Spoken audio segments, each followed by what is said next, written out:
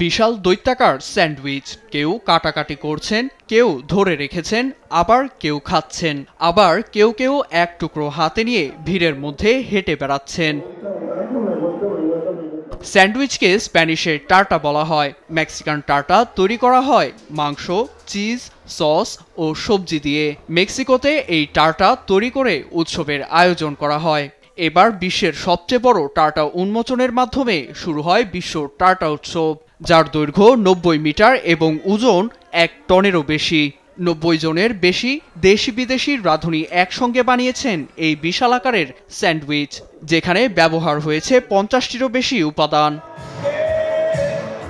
মেলার আয়োজকদের দাবি, গত 20 বছরে তারা মোট 1153 মিটার দৈর্ঘ্যের টার্টা বানিয়েছেন, যা এখন মেলার ঐতিহ্যে পরিণত হয়েছে। 5 দিনের উৎসবে দর্শনার্থীরা নিতে পারবেন নানা রকম স্বাদ। প্রথাগত মাংস থেকে শুরু করে ব্যতিক্রমী পোকামাকড়ের মিশ্রণে টার্টা পাওয়া যাচ্ছে।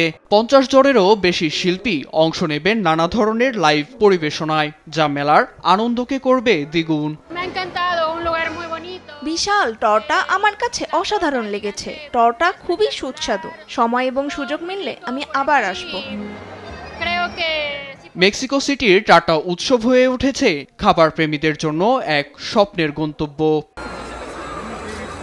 নিউজ ডেস্ক, দেশ টিভি।